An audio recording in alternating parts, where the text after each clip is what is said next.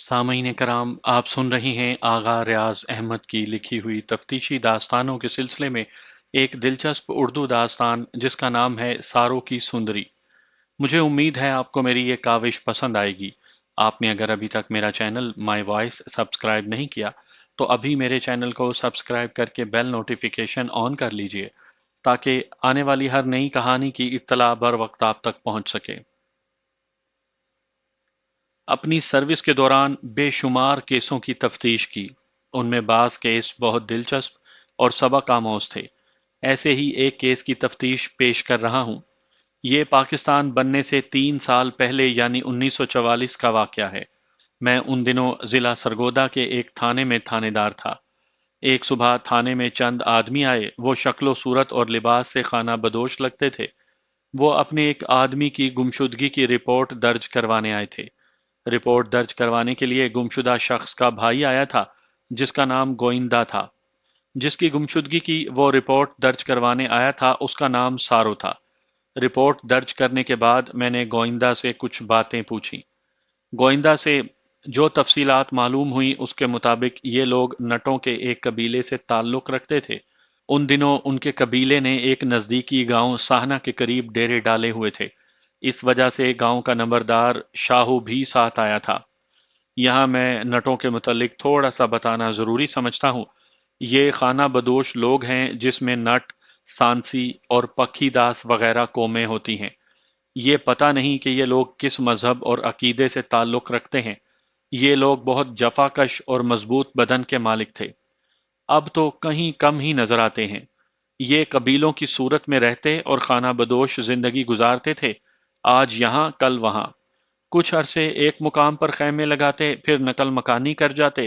ان کی عورتیں بڑی خوبصورت اور تیز و ترار ہوتی ہیں۔ عام طور پر مٹی کے کھلونے، گھگو گھوڑے وغیرہ بنا کر ارد گرد کے علاقوں میں بیچتی ہیں۔ یہ چاندی کا زیور پہنتی تھیں، گھاگرے کے اوپر چست قمیص پہنتی اور بال گوند کر رکھتی تھیں۔ ان کی اپنی ایک خاص زبان ہوتی ہے لیکن گاہکوں کے ساتھ پنجابی بولتی ہیں۔ ان کے مرد مضبوط اور چھریرے بدن کے ہوتے ہیں۔ یہ عام طور پر جسمانی کرتب دکھا کر پیسے کماتے تھے۔ ان کا رستے پر چلنے کا کرتب بڑا ہی مشہور تھا۔ موقع ملنے پر یہ لوگ چوری چکاری سے بھی نہیں چوکتے تھے۔ اس کے علاوہ یہ لوگ ریچھ، کتے اور بندر پال کر ان کو سدھا کر تماشا دکھاتے تھے۔ یہ لوگ خاص قسم کے کتے پالتے ہیں جو بہت خونخوار اور وحشی ہوتے ہیں۔ یہ لوگ ہر قسم کے جانور کا گوشت کھا جاتے ہیں۔ میں اب اصل واقعے کی طرف آتا ہوں۔ میں نے گمشدہ آدمی ساروں کے بھائی، باپ اور ماں سے ان کے بیانات لیے۔ ان سے جو معلومات حاصل ہوئیں وہ مختصراً سنا دیتا ہوں۔ ساروں کے باپ اور بھائی کا خیال تھا کہ ساروں کو قتل کر دیا گیا ہے، اور شک میں وہ قبیلے ہی کے ایک آدمی اقرا کا نام لے رہے تھے۔ اقرا ساروں کا چچا زاد بھائی تھا۔ شک کی وجہ یہ بتائی گئی کہ ساروں کی منگنی قبیلے کی ایک سب سے حسین لڑکی سندری سے ہوئی تھی اور وہ دونوں اس سے بہت خوش تھے۔ دوسری طرف اقرا بھی سندری کو پسند کرتا تھا اور اس سے شادی کا خواہش مند تھا، لیکن سندری کو اقرا پسند نہیں تھا۔ اس لیے اس نے اپنی ماں سے کہہ دیا تھا کہ اقرا کو جواب دے کر اس کی منگنی ساروں سے کر دے۔ اقرا کو اس بات کا بہت رنج تھا۔ اس بات پر کئی بار ساروں اور اقرا میں لڑائی جھگڑا ہو چکا تھا، اور اقرا نے ساروں کو دھمکی دی تھی کہ وہ اسے زمین سے اٹھا دے گا۔ ہمارے قبیلے میں ایسا واقعہ پہلی بار ہوا ہے، سارو کے بوڑھے باپ گہرو نے کہا۔ ہم لوگ آپس میں لڑائی جھگڑا نہیں کرتے۔ اگر کبھی ایسا ہو جائے تو قبیلے کے بڑے صلح صفائی کروا دیتے ہیں۔ قتل تو بہت بڑی بات ہے۔ یہ پہلا موقع ہے کہ ہمارے قبیلے میں پولیس آئی ہے۔ میں تفتیش کے لیے خانہ بدوشوں کے ڈیرے پر چلا گیا۔ ڈیرے کے نزدیک ایک نہر بہتی تھی۔ سایہ دار درختوں کے نیچے 10-12 خیمے لگے ہوئے تھے۔ ہم جب ڈیرے میں داخل ہوئے تو 40-50 مرد، عورتیں اور بچے اکٹھے ہو گئے۔ وہ خوف زدہ نظروں سے پولیس والوں کو دیکھ رہے تھے۔ ڈیرے کے سردار نے سب کو وہاں سے خیموں میں جانے کا حکم دیا تو سب وہاں سے کھسک گئے۔ ان کے خیمے کافی کشادہ تھے۔ ان کے اندر سونے کے لیے زمین پر چٹائیاں اور گھاس پھوس بچھا ہوا تھا۔ ایک طرف چند گدھے بندھے ہوئے تھے اور ان کے قریب ہی 2 خونخوار کتے بندھے غرا رہے تھے۔ عورتیں گندی ہوئی مٹی اور رنگین کاغذوں سے کھلونے وغیرہ بنا رہی تھیں۔ میں نے مختلف لوگوں سے بیانات لیے جن میں ساروں کے قریبی دوست بھی شامل تھے۔ سب کے بیانات سے یہی بات سامنے آئی کہ سارو اور اقرا کا سندری پر اکثر جھگڑا ہوتا رہتا تھا اور سارو کی گمشدگی میں اقرا کا ہاتھ ہو سکتا ہے۔ قرائن اور شواہد اقرا کو مشتبہ نمبر 1 ثابت کر رہے تھے، لہٰذا میں نے مزید وقت ضائع کیے بغیر اقرا کو حراست میں لینا ضروری سمجھا۔ میں نے اقرا کی بابت پوچھا تو پتہ چلا کہ وہ قبیلے کے دوسرے بازیگروں کے ساتھ قریبی دیہات میں کرتب دکھانے کے لیے گیا ہوا ہے اور شام سے پہلے واپس نہیں آئے گا۔ معلوم ہوا کہ اقرا رسے پر چلنے کا ماہر ہے اور چند دوسرے کرتب بھی بڑی مہارت سے کر لیتا ہے۔ میں نے اقرا کے باپ سے کہا کہ اقرا جس وقت بھی واپس آئے وہ اسے تھانے بھیج دے۔ چند ضروری کاروائیاں کر کے میں واپس تھانے آ گیا۔ اس کیس میں بظاہر کوئی پیچیدگی نظر نہیں آ رہی تھی۔ بظاہر تو یہی نظر آ رہا تھا کہ ایک نوجوان نے دوسرے کو ایک خوبصورت لڑکی کی خاطر قتل کر دیا ہے۔ میں نے سارو کے متعلق جو تفصیلات حاصل کی تھی ان کے مطابق سارو سانولے رنگ کا اونچے لمبے قد کا خوبصورت جوان تھا۔ اس کے بال گھنگریالے تھے۔ گمشدگی کے وقت اس نے سفید رنگ کی دھوتی اور نیلے رنگ کی پھولدار قمیض پہن رکھی تھی۔ اس کے سر پر جوگیا رنگ کی مایا لگی پڑی تھی۔ سارو بڑا شوقین مزاج نوجوان تھا۔ اس نے بال لمبے رکھے ہوئے تھے جو اس کے صحت مند جسم پر جچتے تھے۔ دائیں ہاتھ میں رنگین ریشمی دھاگوں سے بنے ہوئے گجرے پہنا کرتا تھا جو بہت خوبصورت تھے۔ سارو کے پاس ایک بڑی خوبصورت بانسری تھی جو ہر وقت وہ ساتھ رکھتا تھا۔ اس نے بانسری کے اوپر بہت خوبصورت دھاگوں سے ڈیزائن بنا رکھے تھے۔ اسے بانسری بجانے میں کمال حاصل تھا۔ میں نے اس کا حلیہ لکھوا کر اشتہار شوگ و گوگا جاری کر دیا۔ مغرب کے کچھ دیر کے بعد اقرا تھانے آ گیا۔ اسے میرے سامنے پیش کیا گیا۔ وہ درمیانے قد کا سانولا سا لڑکا تھا۔ صاف نظر آتا تھا کہ وہ ڈرا اور سہما ہوا ہے۔ میں نے لگی لپٹی رکھے بغیر اس سے تفتیش کا آغاز کر دیا۔ سارو کے ساتھ تمہارا جھگڑا کیوں ہوا تھا؟ میں نے اس سے پوچھا۔ سندری کی وجہ سے، اس نے کہا۔ وہ مجھے سندری کو ملنے سے منع کرتا تھا۔ تم سندری سے شادی کرنا چاہتے تھے؟ میں نے پوچھا۔ ہاں، اس نے جواب دیا، لیکن سندری نہیں مانتی تھی۔ تم نے سارو کو قتل کرنے کی دھمکی دی تھی؟ میں نے کہا۔ تم نے کہا تھا کہ تم اسے زمین سے اٹھا دو گے۔ وہ تو غصے میں کہہ دیا تھا، اس نے میری بات کا مطلب سمجھ کر سہم کر کہا۔ اور پھر غصے میں ہی اسے قتل بھی کر دیا؟ میں نے اسے کہا اور پھر پوچھا، لاش کہاں چھپائی ہے؟ وہ تڑپ اٹھا اور میرے پیروں کو پکڑ کر کہنے لگا کہ اس نے سارو کو قتل نہیں کیا۔ اس نے یہ بھی کہا کہ سارو اس کا چچا زاد بھائی ہے اور اسے سارو کو قتل کرنے کی کوئی ضرورت نہیں۔ ہم غریب لوگ ہیں، اس نے ہاتھ جوڑتے ہوئے کہا، اتنا بڑا جرم کرنے کی ہمت نہیں ہے۔ میں نے اس کے ساتھ بہت وقت لگایا اور پینترے بدل بدل کر اس سے سوالات پوچھے، مگر اس سے کچھ حاصل نہ ہوا۔ وہ میری بات کا جواب کم دیتا تھا اور روتا زیادہ تھا۔ کوئی راہ نہ پا کر میں نے مجبوراً اسے زیر دفعہ 54 گرفتار کر لیا اور ریمانڈ کے لیے مجسٹریٹ کے پاس بھجوا دیا۔ اس کے بعد میں نے سہنا کے نمبردار شاہو کو ساتھ لے کر ارد گرد کے دیہات، ڈیرا راٹھاں، ڈھولن اور گدی شاہ وغیرہ کے نمبرداروں کو سارو کی گمشدگی کے متعلق بتایا اور انہیں کہا کہ وہ سارو کی تلاش میں پولیس کی مدد کریں۔ دوسرے دن جو 2 کانسٹیبل اقرا کو ریمانڈ کے لیے مجسٹریٹ کے سامنے پیش کرنے کے لیے لے گئے، ریمانڈ لے کر واپس آ گئے۔ مجسٹریٹ نے بہت تعاون کیا تھا۔ اس نے تھانہ ہیڈ کوارٹر سے بہت دور ہونے کی وجہ سے اور قتل کے مقدمے کو پیش نظر رکھتے ہوئے 14 دنوں کا ریمانڈ دے دیا تھا۔ ملزم کو حوالات میں بند کر کے میں نے اپنے اسسٹنٹ رؤوف خان کو اس سے پوچھ گچھ پر مقرر کر دیا۔ میں بہت بری طرح تھک چکا تھا، اس لیے تھوڑی دیر آرام کرنے کے لیے میں گھر چلا گیا۔ سارو کی گمشدگی کو 2 دن گزر چکے تھے اور اس کا سراغ نہیں ملا تھا۔ ابھی مجھے لیٹے تھوڑی دیر ہی گزری ہوگی کہ تھانے سے ایک کانسٹیبل آ گیا۔ اس نے جو خبر سنائی اس نے مجھے پریشان کر دیا۔ میں نے فوراً وردی پہنی اور تھانے چلا گیا۔ تھانے میں نمبردار شاہو، سارو کا باپ، گوہر اور سندری کی ماں موجود تھے۔ مجھے دیکھتے ہی سندری کی ماں نے بلند آواز میں رونا شروع کر دیا۔ معلوم ہوا کہ سندری صبح سے غائب ہے اور اب شام ہونے پر بھی واپس نہیں آئی۔ ان کی عورتیں گھگو گھوڑے وغیرہ بیچنے قریبی دیہات تک جاتی رہتی تھیں۔ کیا سندری پہلے بھی کبھی اتنی دیر تک غائب رہی ہے؟ میں نے سندری کی ماں سے پوچھا۔ نہیں سرکار، اس نے روتے ہوئے کہا، وہ ہمیشہ سورج ڈھلنے سے پہلے گھر واپس آ جاتی ہے۔ کیا وہ اکیلی گئی تھی؟ میں نے پوچھا۔ یا قبیلے کی کوئی عورت اس کے ساتھ تھی؟ بستی سے تو دو عورتوں کے ساتھ ہی نکلی تھی، سندری کی ماں نے کہا، مگر ان عورتوں نے بتایا ہے کہ بستی سے کچھ دور جا کر تینوں الگ الگ سمت میں چلی گئی تھیں۔ نمبردار شاہو ان دو عورتوں کو ساتھ بھی لے کر آیا تھا جو سندری کے ساتھ نکلی تھیں۔ یہ اس نے بڑی عقل مندی کی تھی۔ میں نے ان عورتوں کو بلا لیا اور ان سے پوچھا کہ سندری جب ان سے الگ ہوئی تھی تو اس کا رخ کس طرف تھا؟ سندری ڈیرا راٹھاں کی طرف گئی تھی، ایک عورت نے کہا۔ وہ زیادہ تر اسی طرف جانا پسند کرتی تھی۔ وہ اس طرف زیادہ کیوں جاتی تھی؟ میں نے پوچھا۔ کسی کے ساتھ اس کا کوئی چکر ہوگا؟ چکر کا تو ہمیں پتہ نہیں، ایک عورت نے کہا۔ یہ پتا ہے کہ ڈیرا راٹھاں کے کسی گھر سے اسے بہت پیسے اور تحفے ملتے تھے، اسی لیے وہ صرف اسی طرف جاتی تھی۔ کیا تم بتا سکتی ہو کہ وہ کس کا گھر ہے؟ میں نے پوچھا۔ نہیں جی، دوسری عورت نے کہا، ہمیں معلوم نہیں، نہ اس نے کبھی ہمیں بتایا تھا۔ میں نے ان عورتوں سے اور بھی بہت سی باتیں پوچھیں، لیکن مجھے مزید کچھ حاصل نہ ہوا۔ میں نے گمشدگی کا پرچہ درج کر لیا۔ سندری کے غائب ہو جانے کی وجہ سے کیس کا رخ بالکل ہی بدل گیا تھا۔ اس سے پہلے اقرا پر شک تھا، لیکن سندری کی گمشدگی بتا رہی تھی کہ جو کچھ میں سمجھ رہا ہوں، کیس اس کے مطابق نہیں۔ میں شروع میں اس کیس کو جتنا سیدھا سادہ سمجھ رہا تھا، اب وہی کیس ایسا الجھتا جا رہا تھا کہ کوئی سرا ہاتھ نہیں آ رہا تھا۔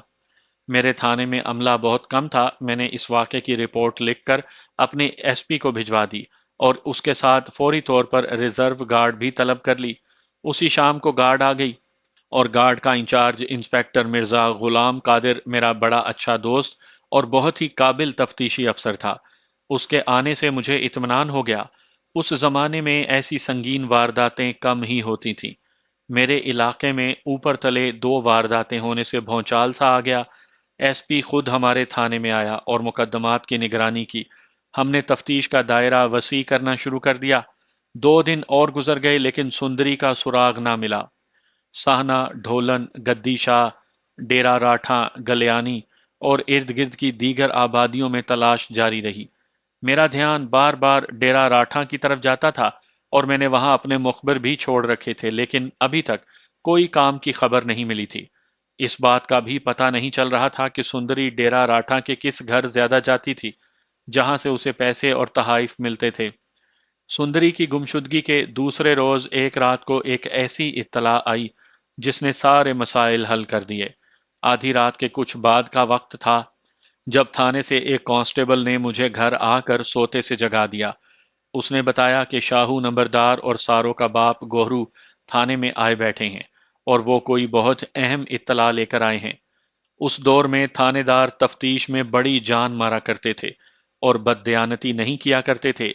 اگر کبھی بددیانتی ہو بھی جاتی تو برائے نام ہی ہوتی تھی۔ میں نے فوراً منہ پر ٹھنڈے پانی کے چھینٹے مارے اور تیار ہو کر تھانے چلا گیا۔ شاہو نے بتایا کہ سندری ڈیرے پر پہنچ گئی ہے۔ یہ سنتے ہی میرے جسم سے ساری سستی بھاگ گئی اور میں ان دونوں کو اور گارڈ کو ساتھ لے کر اسی وقت نٹوں کے ڈیرے پر چلا گیا۔ وہاں جا کر دیکھا تو سندری پریشان حال بیٹھی ہوئی تھی۔ اس کے کپڑے گیلے تھے۔ میں نے سندری سے پوچھا کہ وہ کہاں چلی گئی تھی اور کیا اسے کسی نے اغوا کر لیا تھا۔ اس کے جواب میں اس نے جو بات سنائی اسے سن کر میرے 14 طبق روشن ہو گئے۔ ایک لمحہ بھی مزید ضائع کیے بغیر سندری کو ساتھ لے کر میں ڈیرا راٹھاں پر چڑھ دوڑا۔ سندری نے جس مکان کی نشاندہی کی اسے سپاہیوں نے گھیر لیا۔ میں اور غلام قادر 4 کانسٹیبل لے کر دروازے کی طرف گئے۔ دروازہ اندر سے کھلا ہوا تھا، یہ سندری نے کھولا تھا۔ سندری کو یہاں قید رکھا گیا تھا اور وہ یہاں سے بھاگ کر آئی تھی۔ اس کی تفصیل آگے بیان کروں گا۔ اندر گئے تو ایک کمرے میں ایک ادھیڑ عمر مرد سو رہا تھا۔ اسے اٹھایا تو پولیس کو دیکھ کر اس کا رنگ اڑ گیا۔ اسے حراست میں لے لیا۔ دوسرے کمروں سے ایک نوجوان لڑکا اور ایک ادھیڑ عمر عورت ملے، ان کو بھی حراست میں لے لیا گیا۔ یہ بہت بڑا اور عالی شان حویلی نما مکان تھا۔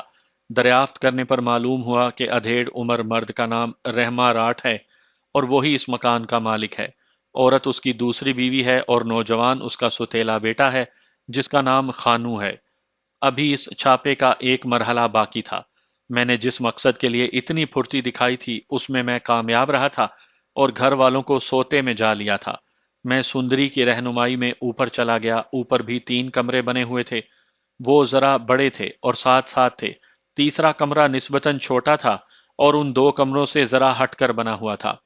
اس سے پہلے میں نے گاؤں کے دو معزز آدمی گھروں سے جگا کر بلوا لیے تھے، انہیں میں نے گواہ بنانا تھا، یہ قانونی طریقہ ہوتا ہے۔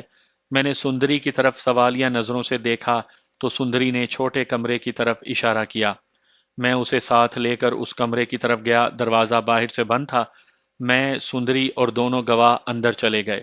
کمرے میں ضرورت کی ہر چیز موجود تھی۔ درمیان میں ایک پلنگ پڑا ہوا تھا، کمرے کی شمالی دیوار میں کھڑکی تھی جس کے پٹ کھلے ہوئے تھے۔ سندری کے کہنے پر میں نے پلنگ کے اوپر پڑا ہوا تکیا اٹھایا تو اس کے نیچے ایک خوبصورت بانسری اور رنگین خوبصورت دھاگوں سے بنے ہوئے 3 گجرے پڑے تھے۔ یہ بانسری اور گجرے ساروں کے تھے۔ میں نے برآمدگی کے کاغذات تیار کیے، دونوں معزز گواہوں سے اس پر دستخط کروائے۔ اس تمام کارروائی کے بعد میں نے رحمہ راٹھ کو باقاعدہ گرفتار کر لیا اور اس کے ستیلے بیٹے اور دوسری بیوی کو بھی حراست میں لے لیا۔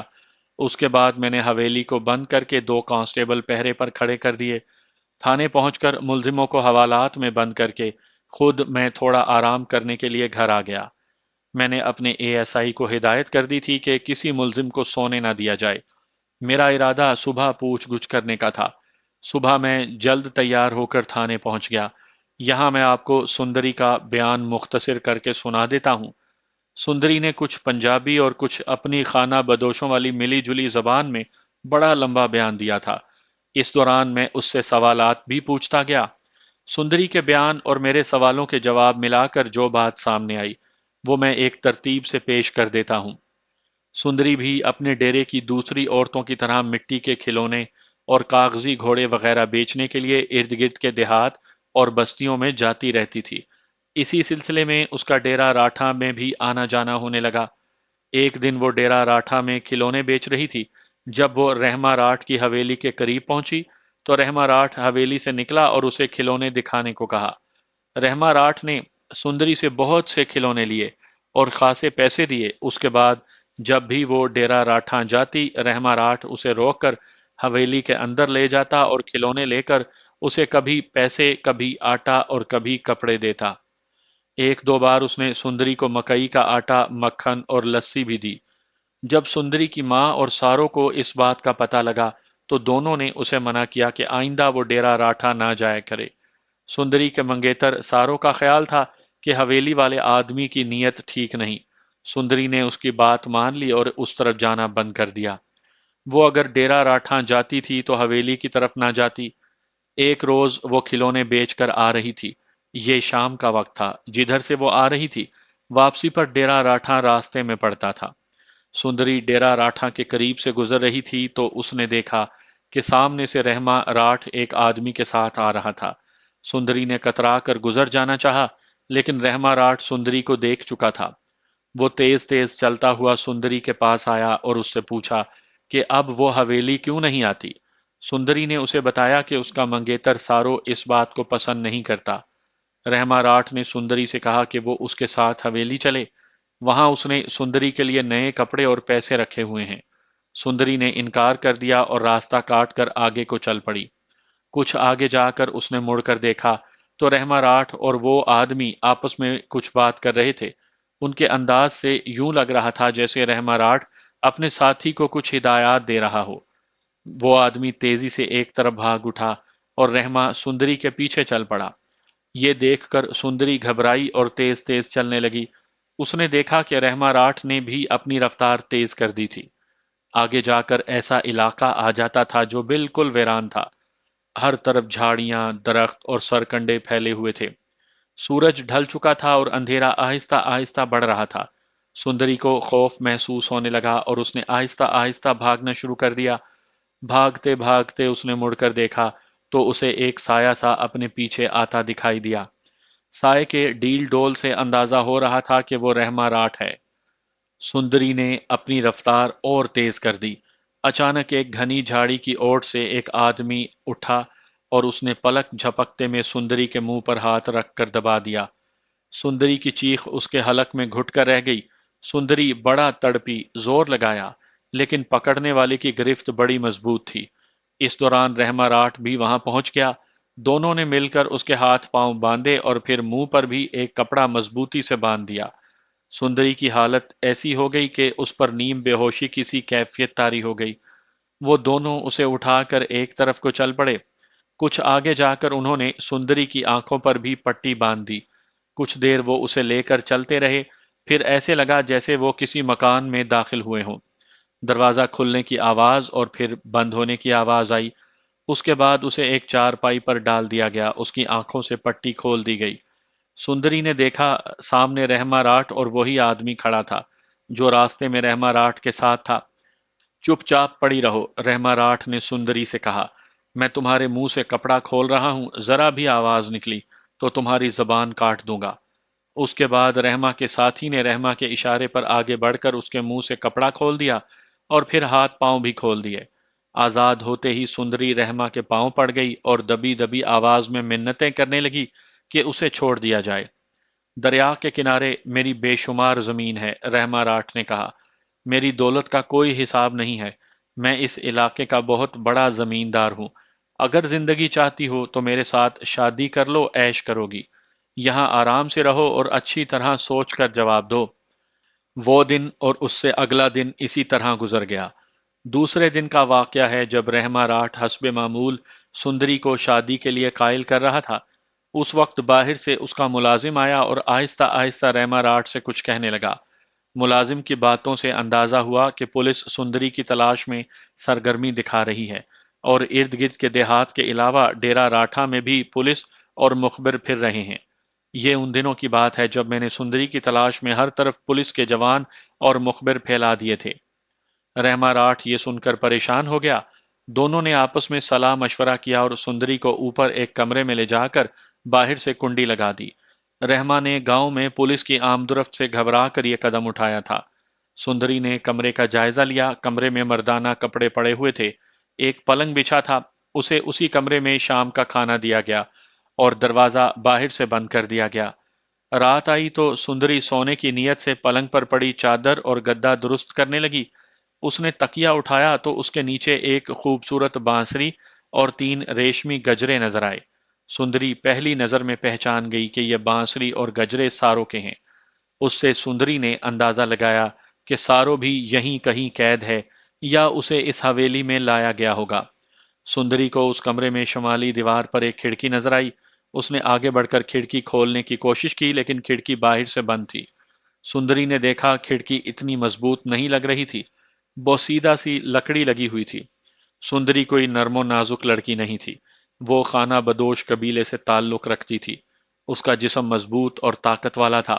اس نے پاؤں کی چند ضربیں لگائیں تو کھڑکی باہر کی طرف کھل گئی۔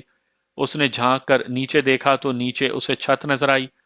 فاصلہ اتنا زیادہ نہیں تھا، یہاں سندری کی بازیگروں والی صلاحیتیں کام آئیں اور بآسانی وہ چھت پر اتر گئی۔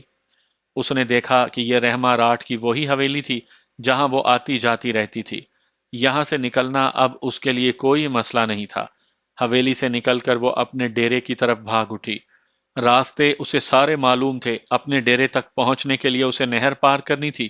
نہر کا پل ذرا دور تھا اور عام حالات میں وہ پل سے ہی آتی جاتی تھی، لیکن اس رات خوف اور دہشت کی وجہ سے اس نے پل کی طرف جانا مناسب نہ سمجھا اور وہیں سے نہر میں کود کر تیرتے ہوئے نہر پار کر لی۔ جب وہ ڈیرے میں پہنچی تو اس کی ماں اور کچھ دوسرے لوگ جاگ رہے تھے۔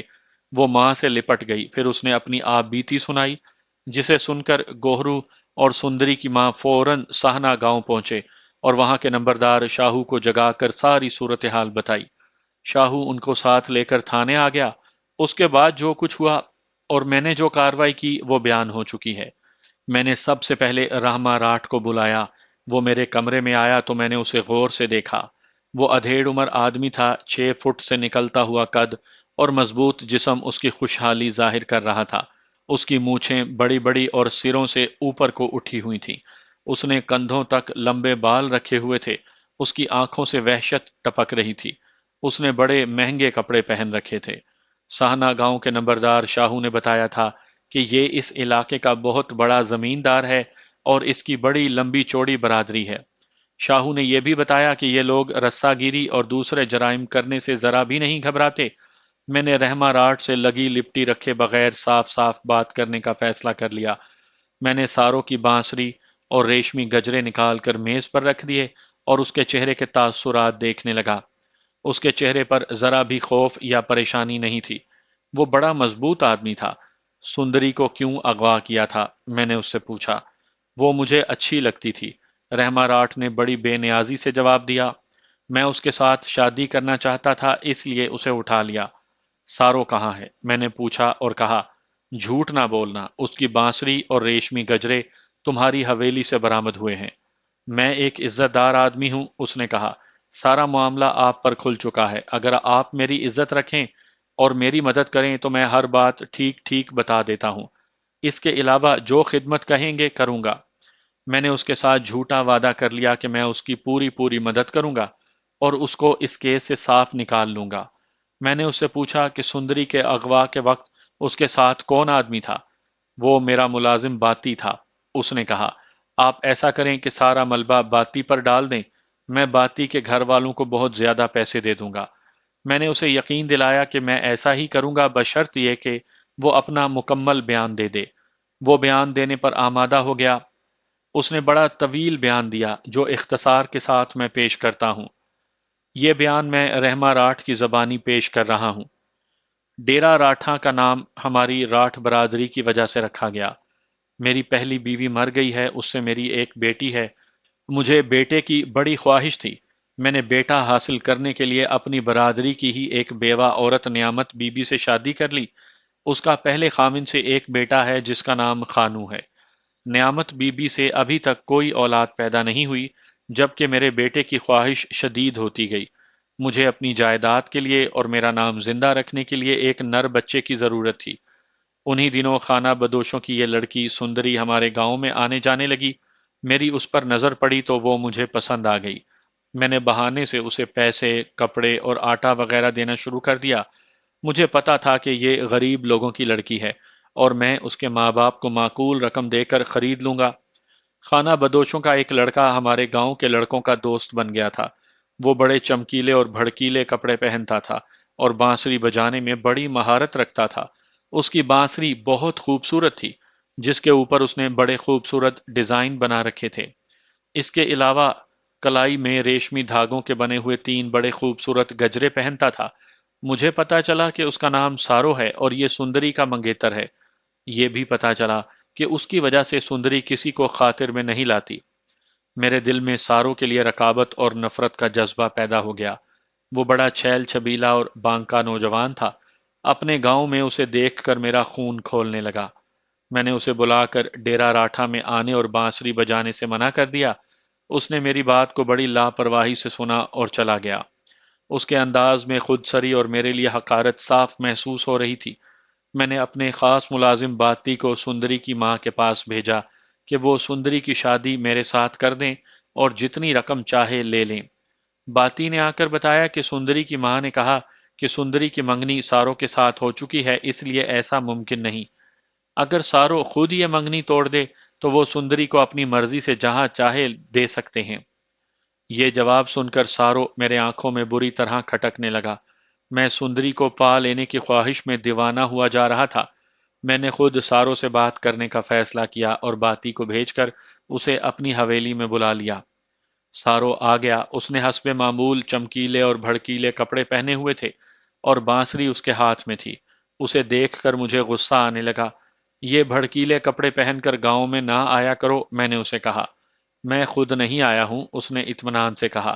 تمہارا ملازم لے کر آیا ہے۔ میرے کپڑوں کی فکر چھوڑو اور یہ بتاؤ کہ کیوں بلایا ہے۔ تم سندری کو چھوڑ دو، میں نے کہا۔ کیوں چھوڑ دوں؟ سارو نے کہا۔ وہ میری مانگ ہے۔ میں سندری کو خرید لوں گا، میں نے کہا، اور اس سے شادی کر لوں گا۔ تمہیں جتنی رقم کی ضرورت ہے مجھ سے لے لو اور کسی اور لڑکی سے شادی کر لو۔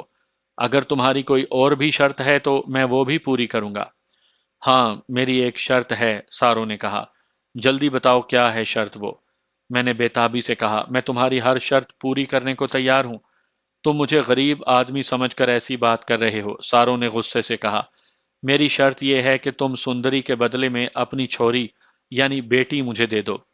سارو نے بڑی سخت بات کہہ دی تھی۔ ہم دیہاتی لوگ ایسی باتوں پر قتل بھی کر دیتے ہیں اور قتل ہو بھی جاتے ہیں۔ سارو تو چلا گیا، لیکن جاتے جاتے وہ جو آگ میرے اندر بھڑکا گیا تھا وہ مجھے بری طرح جلانے لگی۔ مجھے کسی پل قرار نہ آتا۔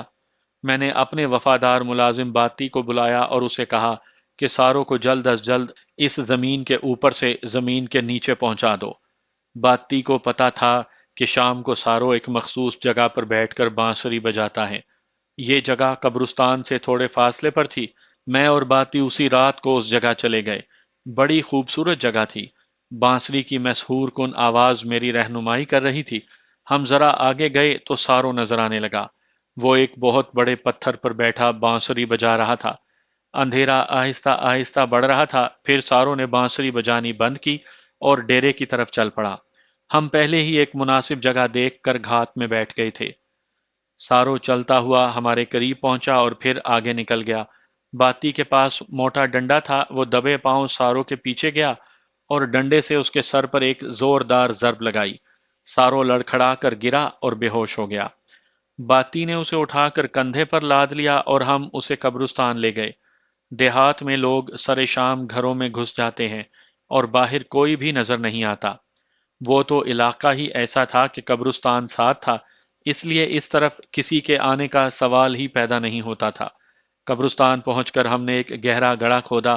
اس مقصد کے لیے کدال ہم نے پہلے ہی وہاں گھنی جھاڑیوں میں چھپا دی تھی۔ جب گڑھا تیار ہو گیا تو میں نے ساروں کا گلا دبا دیا۔ وہ تھوڑا سا تڑپا اور پھر بے حس و حرکت ہو گیا۔ ہم نے لاش کو گڑھے میں ڈال کر اوپر مٹی ڈال دی اور سطح برابر کر کے اس کے اوپر خشک جھاڑیاں اور درختوں کے پتے وغیرہ ڈال دیے۔ ہم نے ساروں کو ایسی صفائی سے قتل کیا تھا اور اس کی لاش ایسی غائب کی تھی کہ کسی کو ہمارے خلاف ذرا سا بھی شک نہیں ہو سکتا تھا۔ قبرستان اور اس کے ارد گرد کا علاقہ ایک قسم کا جنگل ہے۔ ہم اطمینان سے گھر آ گئے۔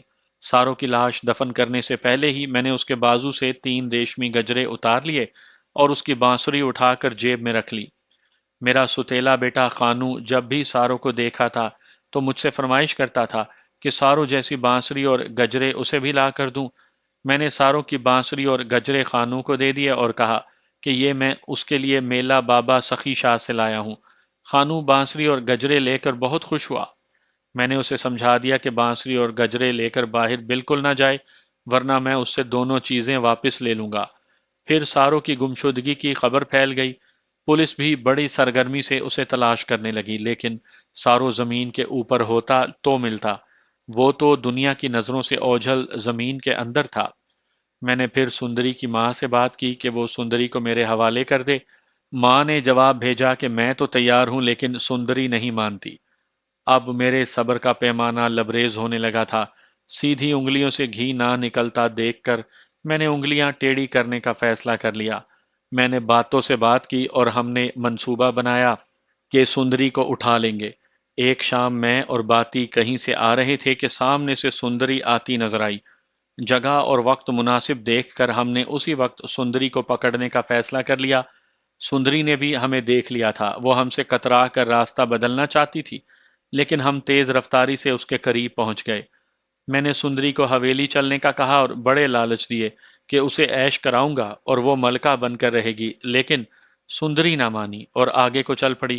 مجھے معلوم تھا کہ وہ کس راستے سے جا رہی ہے اور وہ کہاں کہاں سے گزرے گی۔ میں نے باتی کو کہا کہ وہ بھاگ کر جائے اور لمبا چکر کاٹ کر راستے میں فلاں جگہ جا کر چھپ جائے، اور جب سندری اس کے قریب سے گزرے تو وہ پیچھے سے اسے پکڑ لے۔ میں خود سندری کے پیچھے چل پڑا۔ مجھے اپنے پیچھے آتے دیکھ کر سندری نے اپنی رفتار تیز کر دی۔ سندری اس جگہ پہنچی جہاں باتی پہلے سے چھپا ہوا تھا۔ باتی نے سندری کو قابو کر لیا اور ہم دونوں نے اس کے ہاتھ پاؤں اور منہ باندھ کر اٹھا لیا۔ آگے جا کر ہم نے اس کی آنکھیں بھی باندھ دی۔ وہاں سے سندری کو ہم کھیتوں میں لے گئے جہاں مویشیوں اور بھوسے کے لیے چھوٹا سا مکان بنا ہوا تھا۔ وہاں ہم رات گہری ہونے تک رکے رہے۔ اندھیرا زیادہ ہو گیا تو ہم بڑی احتیاط سے سندری کو حویلی میں لے آئے۔ میں سندری کو شادی کے لیے تیار کرنا چاہتا تھا، لیکن وہ مان ہی نہیں رہی تھی۔ اس دوران پولیس نے بڑی سرگرمی سے سندری کی تلاش شروع کر دی۔ ہمارے گاؤں ڈیرا راٹھا میں بھی پولیس آنے جانے لگی۔ باتی نے مجھے بتایا کہ پولیس کے مخبر سندری کی خوشبو سونگھتے پھر رہے ہیں۔ یہ سن کر میں خوف زدہ ہو گیا۔ باتی نے مشورہ دیا کہ سندری کو حویلی کے اوپر والے کمرے میں رکھا جائے تو بہتر ہوگا، نچلے حصے میں خطرہ زیادہ ہے۔ میں نے سندری کو اوپر والے کمرے میں بند کر دیا۔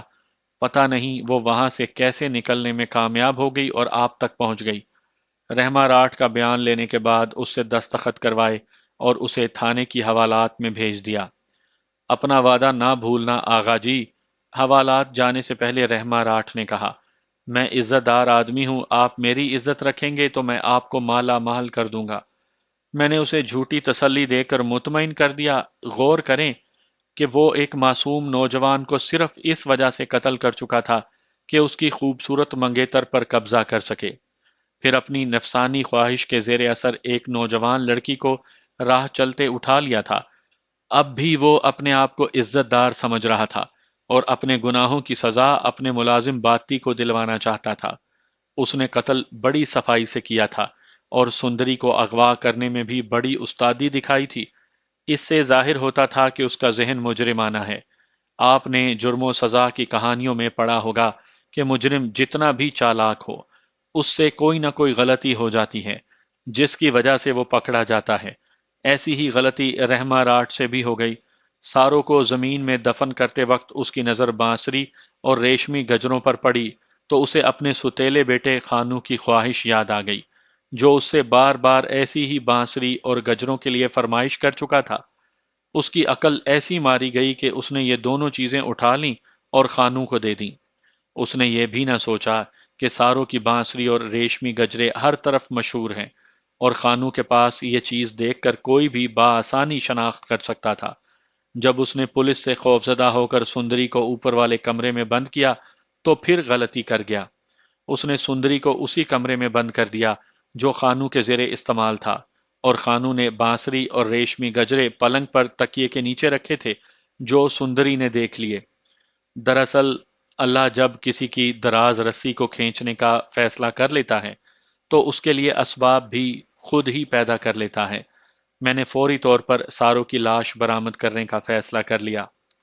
اس کے لیے میں اپنے اسٹاف کے علاوہ ڈیرہ راٹھا کے 2 معززین کو ساتھ لے کر اس جگہ گیا جہاں رحمہ راٹھ کے کہنے کے مطابق انہوں نے ساروں کی لاش دفن کی تھی۔ رحمہ راٹھ ہمارے ساتھ تھا۔ اس سے پہلے میں نے اپنے اے ایس آئی کی ڈیوٹی لگائی کہ وہ رحمہ کے ملازم باتی کو گرفتار کر کے تھانے لے آئے۔ اے ایس آئی 2 کانسٹیبل لے کر چلا گیا تھا۔ باتی کی گرفتاری بہت ضروری تھی۔ رحمہ راٹھ کی رہنمائی میں ہم قبرستان تک پہنچ گئے۔ وہاں جا کر رحمہ راٹھ نے اس جگہ کی نشاندہی کی جہاں انہوں نے ساروں کو قتل کر کے دبایا تھا۔ گواہوں کی موجودگی میں رحمہ راٹھ نے لاش برآمد کروا دی۔ میں نے موقع پر جو کارروائی کرنی تھی وہ کر کے لاش پوسٹ مارٹم کے لیے بھجوا دی اور ہم واپس تھانے آ گئے۔ تھوڑی ہی دیر گزری ہوگی کہ وہ اے ایس آئی واپس آ گیا جو باتی کو گرفتار کرنے گیا تھا۔ اس نے بتایا کہ باتی لاپتہ ہے اور گاؤں میں کہیں بھی نہیں ملا۔ میں نے رحمہ راٹھ کو بلا کر اس سے باتی کے متعلق پوچھا کہ وہ کہاں جا سکتا ہے۔ اس نے بتایا کہ وہ آپ کو دریائے چناب کے کنارے ایک مکان سے مل جائے گا۔ میں نے اس سے پتہ پوچھ کر اے ایس آئی کو بتایا کہ وہاں چھاپا مارے۔ اے ایس آئی فوری طور پر باتی کی گرفتاری کے لیے چلا گیا۔ 1 ڈیڑھ گھنٹہ گزرا ہوگا جب اے ایس آئی باتی کو لے کر آ گیا۔ وہ تقریباً 40 سال عمر کا مضبوط شخص تھا۔ وہ بڑا گھبرایا ہوا تھا۔ میں نے اے ایس آئی سے کہا کہ اس کو حوالات میں بند رحمہ راٹھ کا نظارہ کروا کے لاؤ۔ اے ایس آئی نے ایسا ہی کیا اور اسے حوالات کا چکر لگوا کر میرے پاس لے آیا۔ تم نے اپنی آنکھوں سے دیکھ لیا ہے؟ میں نے کہا۔ بہتر ہے اقبالی بیان دے دو، اگر خود بیان دو گے تو فائدے میں رہو گے۔ باتی نے فوراً بیان دے دیا۔ اس کا بیان رحمہ راٹھ سے مختلف نہیں تھا، بلکہ اس نے رحمہ راٹھ کے بیان کی تصدیق کر دی تھی۔ یہاں میں باتی کا بیان لکھنے کی ضرورت نہیں سمجھتا، خواہ مخواہ بوریت ہوگی۔ میں نے اپنی ضرورت کے تحت باتی کو وعدہ معاف گواہ بنانے کا فیصلہ کر لیا۔ باتی کو اس بات کا پتہ لگا تو وہ بخوشی وعدہ معاف گواہ بننے پر تیار ہو گیا۔ اس نے کہا کہ وہ عدالت میں ٹھوک بجا کر بیان دے گا۔ اس کے بعد میں نے رحمہ راٹھ کی دوسری بیوی نعمت بی بی کا بیان لیا۔ اس نے اپنے بیان میں بتایا کہ اسے ساروں کے قتل کے بارے میں بالکل علم نہیں تھا، البتہ سندری کے اغوا کے متعلق وہ جانتی تھی۔ اس نے بتایا کہ رحمہ راٹھ عورتوں کا شکاری ہے اور جو عورت اسے پسند آ جاتی کسی نہ کسی طرح اسے حاصل کرنے کی کوشش کرتا۔ اس کے بعد میں نے رحمہ کے ستیلے بیٹے خانو کا بیان لیا۔ اس نے بھی ماں کی طرح وہی باتیں بتائیں جو وہ بتا چکی تھی۔ اس نے بتایا کہ اس کے ستیلے باپ نے اسے بانسری اور ریشمی گجرے دیے تھے اور کہا تھا کہ یہ چیزیں وہ میلہ سخی شاہ سے لایا ہے۔ میں شروع میں اس مقدمے میں جتنا پریشان ہوا تھا، آگے جا کر اللہ تعالیٰ نے میری اتنی ہی مدد کی اور سب کچھ روزے روشن کی طرح میرے سامنے آ گیا۔ میں نے مقدمہ تیار کر کے کورٹ میں بھیج دیا۔ رحمہ راٹھ اور باتی کو میں نے جوڈیشل لاک اپ میں بند کر دیا۔ علاقہ مجسٹریٹ کی عدالت میں اس مقدمے کی سماعت ہوئی۔ باتی اور خانو نے رحمہ راٹھ کے خلاف بیان دیے۔ نعمت بی بی کا بیان بھی رحمہ راٹھ کے خلاف جاتا تھا۔ اصل اہمیت باتی کے بیان کی تھی۔ واقعاتی شہادت اور وعدہ معاف گواہ کے بیان کی وجہ سے کیس بالکل صاف ہو گیا اور مجسٹریٹ کو فیصلہ کرنے میں کوئی دقت نہ ہوئی۔ عدالت نے رحمہ راٹھ کو سزائے موت سنا دی۔ باتی کو وعدہ معاف گواہ ہونے کی وجہ سے چھوڑ دیا گیا اور خانو اور اس کی ماں کو بھی بری کر دیا گیا۔ ان پر کوئی الزام نہیں تھا۔